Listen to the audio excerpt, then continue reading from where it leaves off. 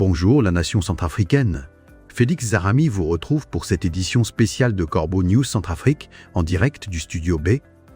Préparez-vous à une plongée sans concession dans l'actualité brûlante, car je suis accompagné de notre journaliste terrain, l'incontournable Vikos Santia. Vikos, aujourd'hui, le ton est grave, n'est-ce pas? Bonjour Félix. Une ambiance lourde plane sur Bangui, c'est certain. Nous sommes le dimanche 26 juillet 2026 et ce qui se déroule au secteur Sakaï, juste derrière l'aéroport, est tout simplement inacceptable. Un événement terrible vient de plonger une communauté entière dans le deuil et une colère noire.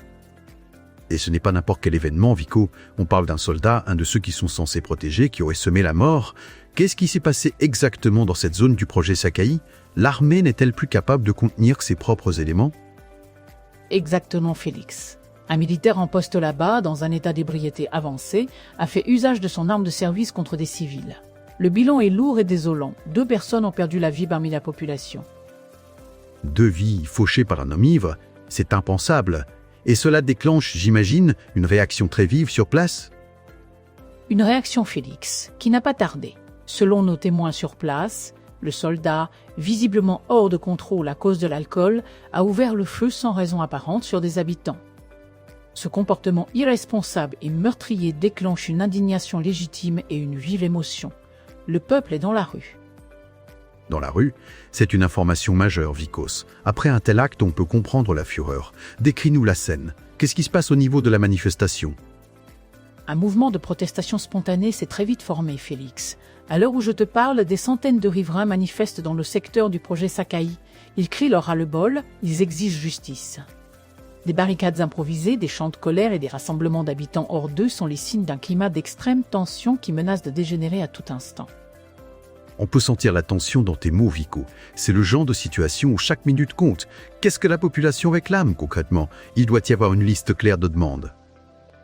Oui, Félix. J'ai eu l'occasion d'échanger avec un habitant sur place qui m'a martelé, je cite, « C'est un dérapage inacceptable. On ne peut pas confier des armes de guerre à des hommes ivres au milieu de la population. » 2 innocents ont perdu la vie aujourd'hui, cela doit s'arrêter. La population exige désormais l'arrestation immédiate et le jugement du militaire auteur des tirs, des garanties de sécurité strictes concernant l'encadrement des forces armées déployées dans le secteur et enfin une prise de responsabilité claire des autorités militaires SC. Il. Une prise de responsabilité, c'est le minimum syndical, Vikos. Le peuple attend des actes, pas des promesses. La situation est-elle sous contrôle ou l'embrasement est-il imminent? La situation sur place reste très volatile, Félix, et évolue minute par minute. Les autorités locales et le commandement militaire sont attendus de toute urgence pour amener le calme et répondre à la détresse d'une population à bout de souffle.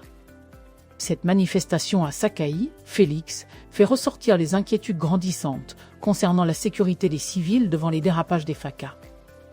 Une situation préoccupante qui mérite toute notre attention. Merci Vikos Santia pour ce reportage en direct du cœur de l'actualité. C'était un article de la rédaction de Corbeau News Centrafrique. Et c'était Anselme Bata qui nous apportait ces précisions. Pour réagir à cette actualité, n'hésitez pas à nous contacter via WhatsApp ou par téléphone au portant 26 75 22 18 231. Merci de votre écoute, Félix, et à nos auditeurs fidèles.